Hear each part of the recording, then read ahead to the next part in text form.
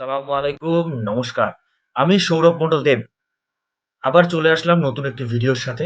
আশা করি প্রিভিয়াস যে ভিডিওগুলো করেছিলাম আপনারা দেখেছেন এবং বাসায় প্র্যাকটিস করেছেন। তো আজকে যে আমরা ক্লাসটি করব এটাও একদম বেসিক চাইনিজ হিসেবে, বাট এটা খুব ইম্পর্টেন্ট।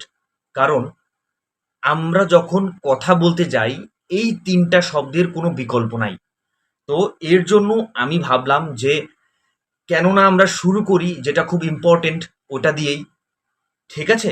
তো আজকে আমরা যে বেসিক শব্দগুলো দৈনন্দিন জীবনে ইউজ করি তার মধ্যে সবথেকে গুরুত্বপূর্ণ যে ৩ টা শব্দ সেটি আলোচনা করব। প্রথম শব্দ হচ্ছে "ও", যাকে বাংলায় বলে আমি। দ্বিতীয় শব্দ হচ্ছে "নি", যাকে বাংলায় বলে তুমি। এবং তৃতীয় শব্দ যে "থা", যাকে বাংলায় বলে সে। ঠিক আছে?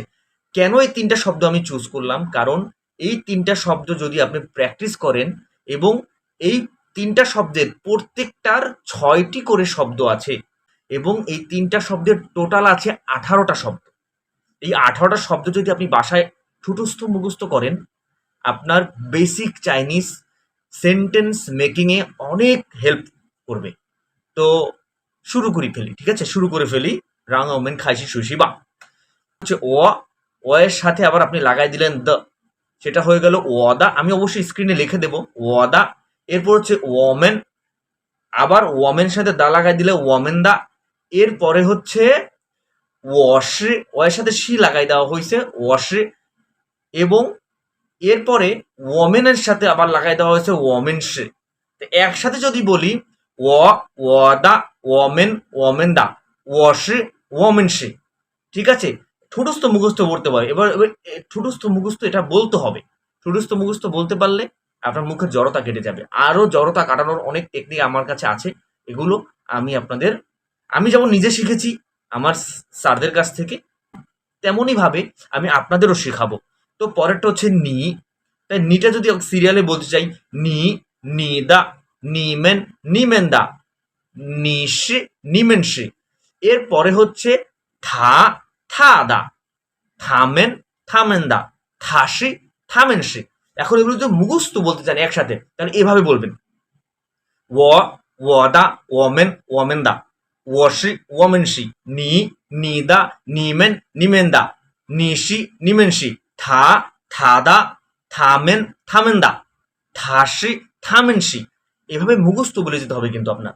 মুখস্থ বললে আপনার ভোকাল কর্ড ক্লিয়ার হবে, জড়তা কেটে যাবে।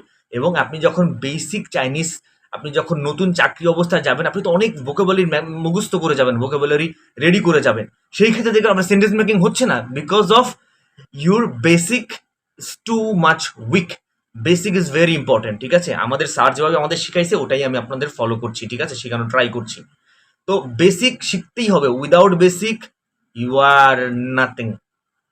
আপনি ইন ফিউচারে when you will become a translator, then এই ধরনের বেসিক প্রবলেমগুলো আপনি ফেস করবেন, যার কারণে আপনাকে বিভিন্ন ধরনের অপমান আপনার চাইনিজ বস করে থাকবে এবং স্পেশালি ইন্টারভিউ থেকে আপনি রিজেক্ট হবেন।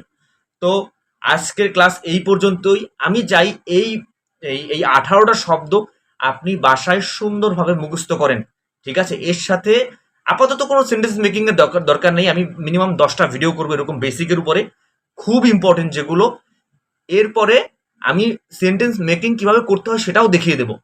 তো ভালো থাকবেন। আসসালামু আলাইকুম।今天的课就到这里，下次我再准备好好的内容对于你们。保重，回见。